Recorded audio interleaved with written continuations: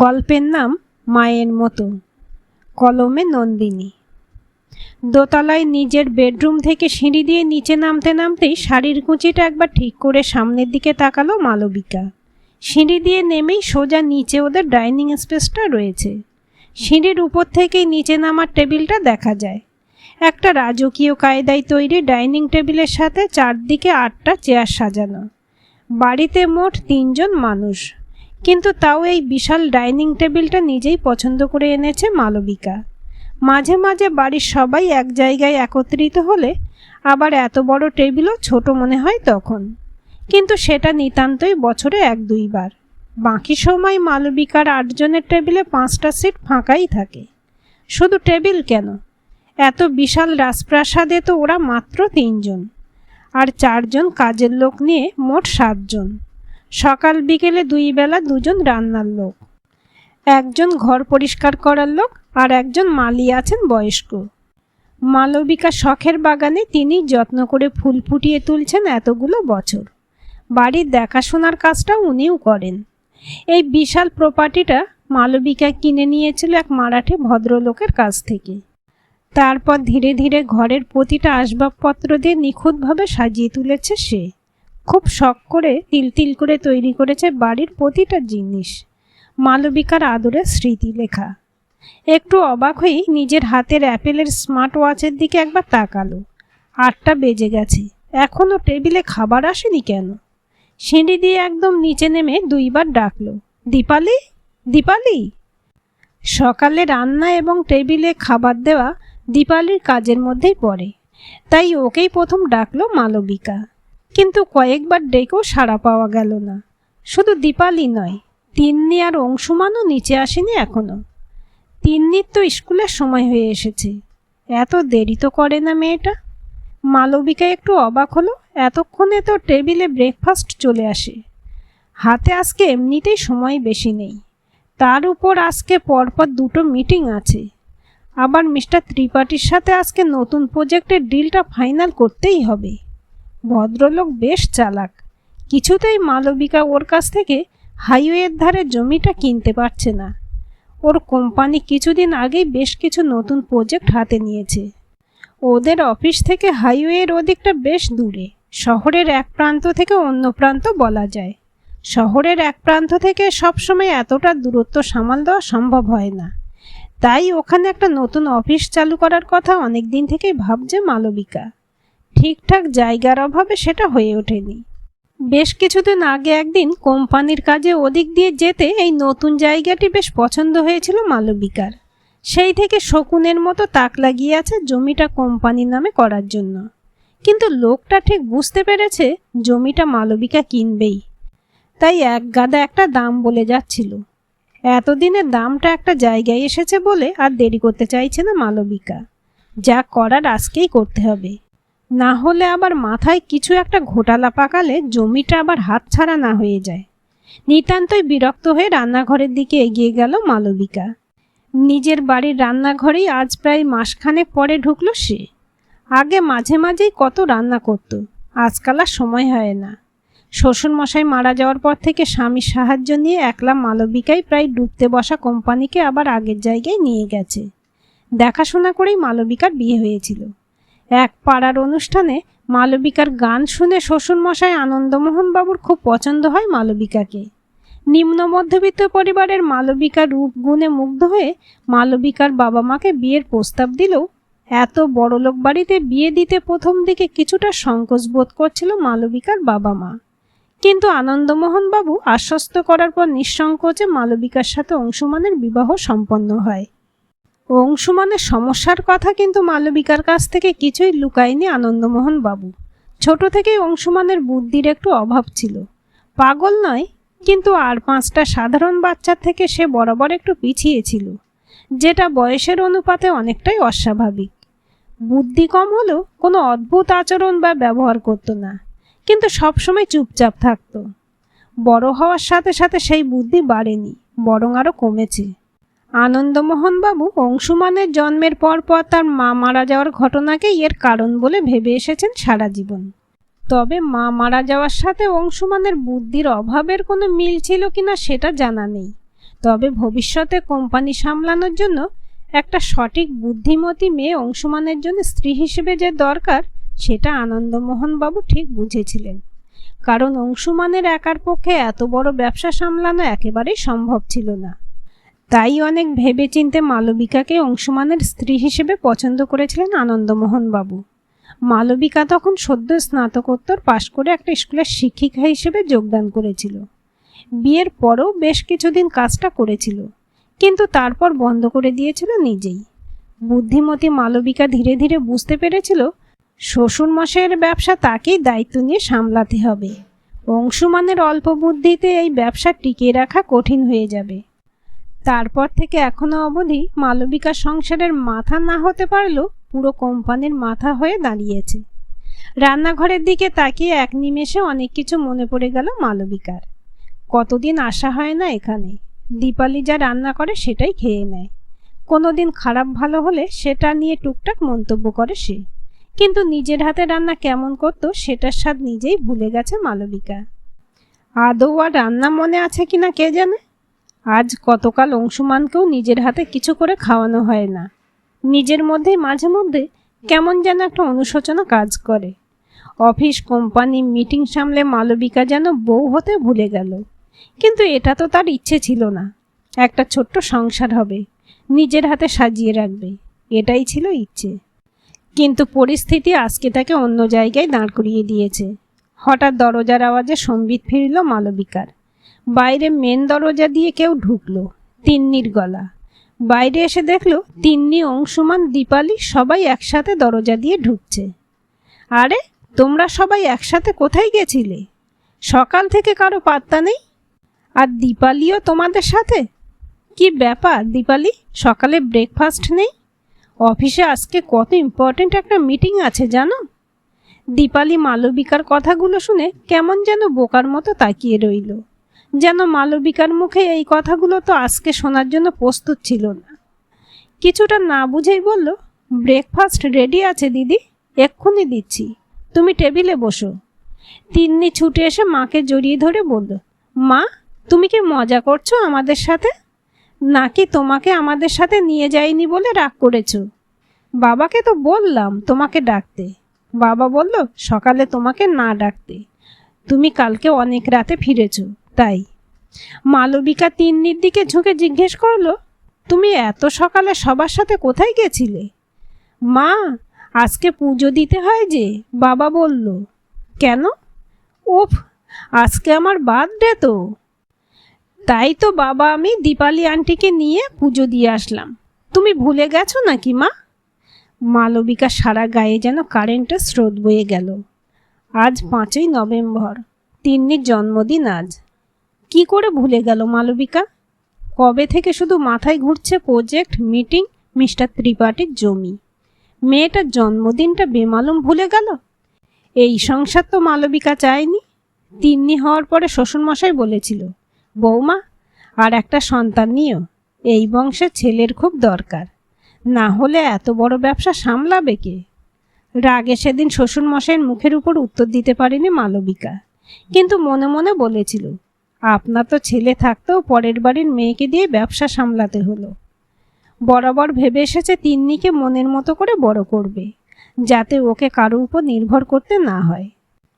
এই বাড়ির ব্যবসা বড় হয়ে যেন তিন্নি সামলাতে পারে, সেভাবেই তৈরি করবে ওকে। তিন্নিকে যে বিয়ে করবে দরকার হলে সে তিন্নির কাছে এসে থাকবে। তিন্নিকে ছেড়ে যেতে হবে না ওর নিজের বাড়ি। মেয়েকে বরাবর নিজের হাতেই মানুষ করেছে মালবিকা। ওর খাওয়া থেকে শুরু করে প্রতিটা কাজ নিজের হাতেই করেছে সে। তারপর মেয়ে বড় হওয়ার সাথে সাথে ব্যবসা বাড়তে শুরু করলো, আর মালবিকাও ব্যস্ত হতে শুরু করলো। কিন্তু এত ব্যস্ততা, এত নাম, এত সম্পত্তি তো চায়নি মালবিকা। এমন ব্যস্ততা যে নিজের মেয়ের জন্মদিন পালন করছে বাড়ির কাজের মানুষগুলো। নিজের উপর নিজের খুব রাগ হলো মালবিকার। অপ্রস্তুত হয়ে অংশুমানের দিকে তাকালো। অন্য বিষয়ে অংশুমানের বুদ্ধি থাক বা না থাক, অদ্ভুত কিছু বিষয়ে মানুষটা বরাবর মালবিকার পাশে থেকেছে, পাশে থেকে স্বামীর দায়িত্ব পালন করেছে। আজকেও তার ব্যতিক্রম হলো না। মালবিকা কিছু বলার আগেই অংশুমান বলে উঠল, এই দেখো কাণ্ড মেয়ের। তিন্নি, তোমাকে না বললাম মা তোমাকে একটা সারপ্রাইজ দেবে বলে বলেনি কিছু? ওই জন্য তোমাকে উইশও করেনি, যাতে তুমি ভাবো যে মা ভুলে গেছে। কিন্তু আসলে তো মা ভোলেনি, এটাই তো সারপ্রাইজ ছিল। দিলে তো সব ভন্ডুল করে। নিজের জিভের উপর একটা কামড় দিয়ে মালবিকার দিকে তাকালো তিন্নি। যা মা, তোমার সারপ্রাইজ নষ্ট করে দিলাম। মালবিকা এই সুযোগ নষ্ট হতে দিল না।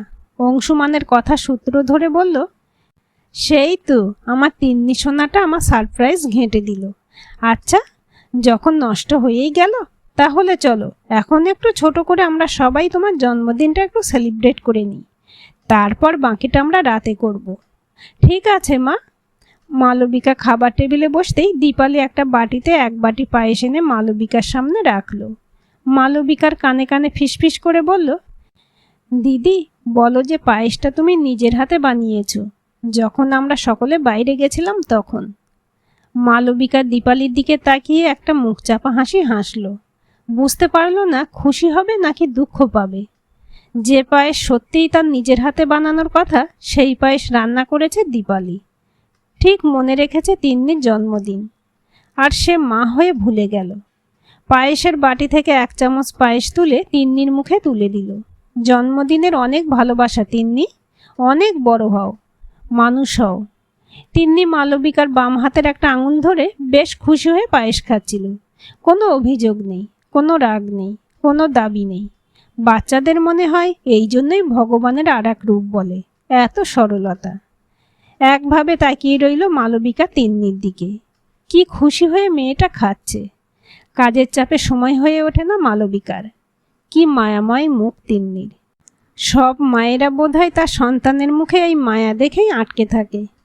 নিজেকে মাঝে মাঝে বেশ ছোট লাগে নিজের কাছে।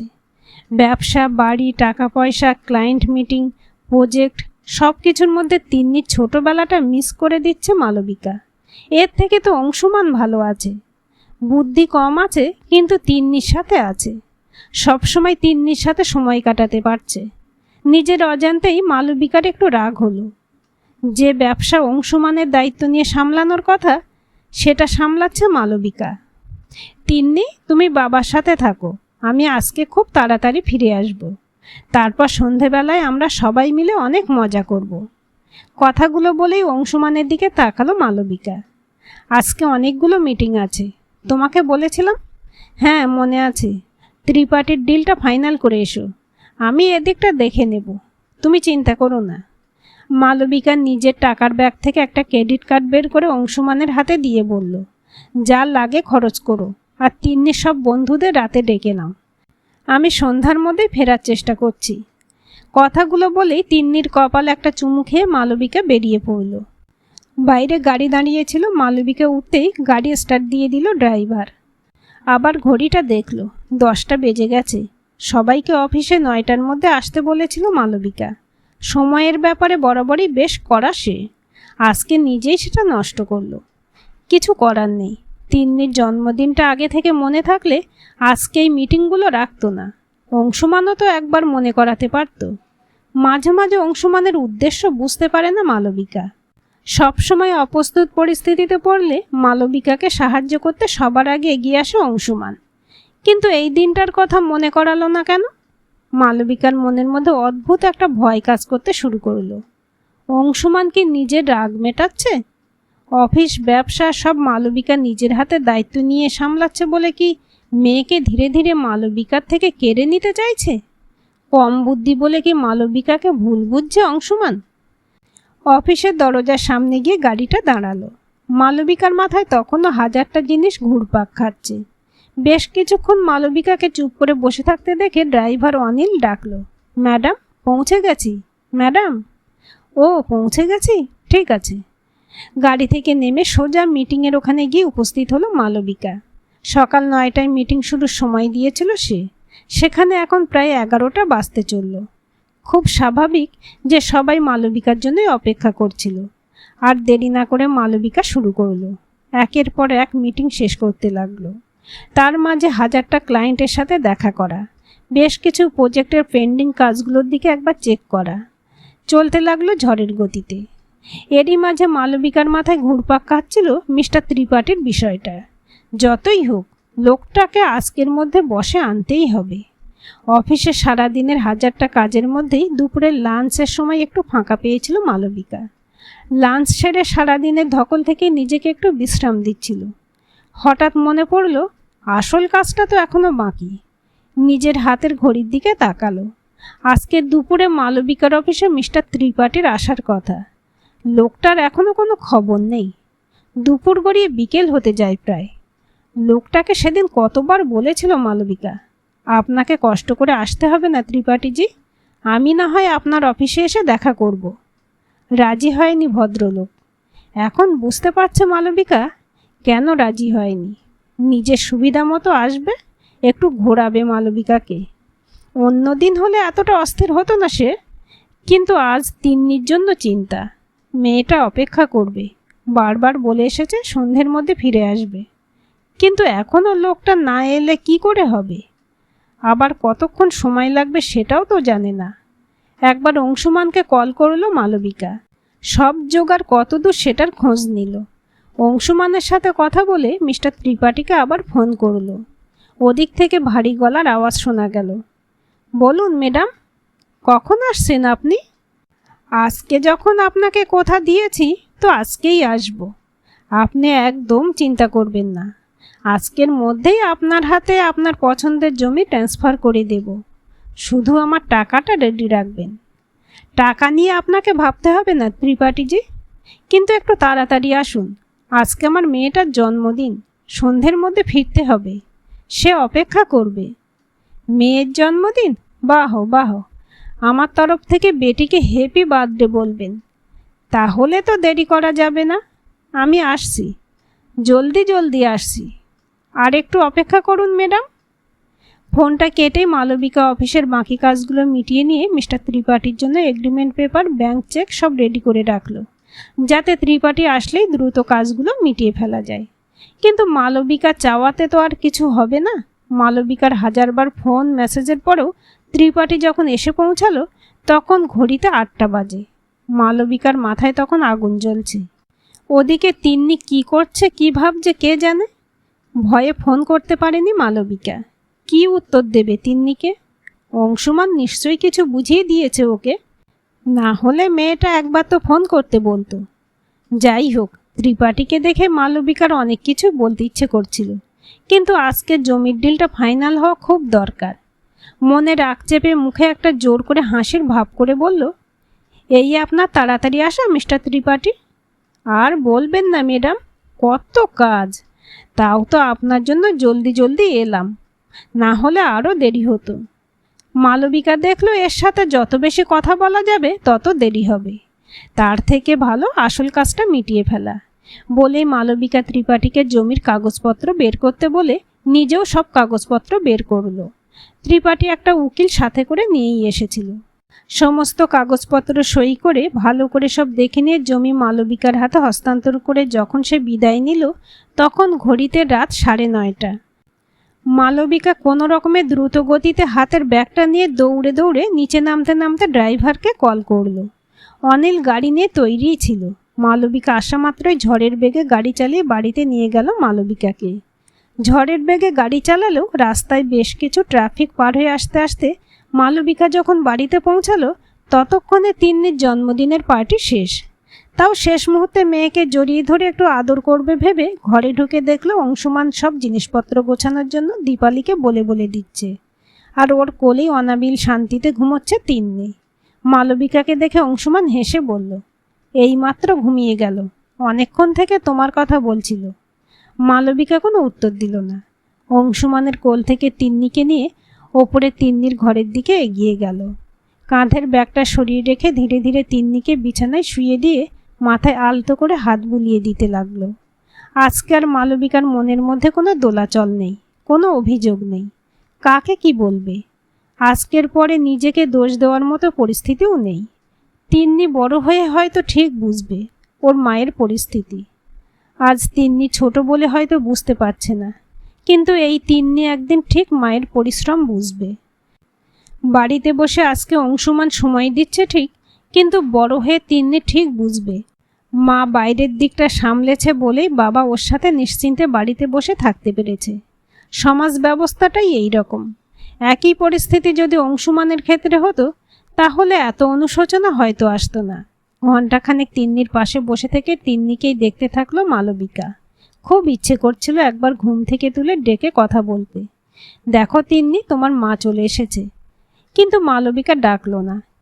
কিছুক্ষণ পর তিন্নির গায়ে একটা হালকা চাদর ঢাকা দিয়ে উঠে যেতেই চোখে পড়ল তিন্নির বিছানার মাথার দিকে পাশের টেবিলে মালবিকার দেওয়া ক্রেডিট কার্ডটার পাশে কাপড়ে মোড়া একটা পিগি ব্যাংক রাখা আছে। দেখেই হেসে ফেলল মালবিকা। এটা তো মালবিকার ব্যবহার করা পিগি ব্যাংক। পুরনো জিনিসপত্র রাখার রুমটাই রেখে এসেছিল। তিন্নি এটাকে সেখান থেকে বের করেছে। ছোট্ট থেকে মালবিকার প্রতিটা জন্মদিনে বাবা একটা করে মাটির এই ভাঁড় উপহার দিত মালবিকাকে। 1 বছর ধরে তাতে টাকা জমাতো মালবিকা। তার পরের জন্মদিনে সেটাকে ভেঙে যা টাকা জমতো সেটা দিয়ে কিছু একটা কিনে আবার একটা নতুন মাটির ভাঁড় দিয়ে সেখানে টাকা জমানো শুরু হতো। সেই অভ্যাসটা এই বাড়িতেও বিয়ের পর ছিল। বিয়ের পরে বেশ কিছু বছর অভ্যাস মতো এই রকম মাটির পিগি ব্যাংকগুলোতে টাকা জমাতো মালবিকা। ধীরে ধীরে মালবিকা যখন বড় বড় নোট গুনতে শুরু করলো তখন খুচরো কয়েনগুলো জমানোর অভ্যাসটা ধীরে ধীরে চলে গেল। আজ আবার তিন্নির ঘরে এই পুরনো পিগি ব্যাংকটা দেখে মালবিকার মধ্যে এক অদ্ভুত শান্তি ফিরে এলো যেন। তিন্নির মধ্যে মালবিকার রক্ত বইছে। ক্রেডিট কার্ডের ভিড়েও আজও যে তিন্নি খুঁজে খুঁজে ওর মায়ের ছোটবেলাটা ফিরিয়ে নিয়ে এসেছে, এর থেকে বড় পাওয়া আর কি হতে পারে। গল্পটি কেমন লাগলো কমেন্ট করে জানাবেন। ভালো লাগলে লাইক, শেয়ার এবং সাবস্ক্রাইব করবেন। আর অবশ্যই বেল আইকনটি ক্লিক করে রাখবেন।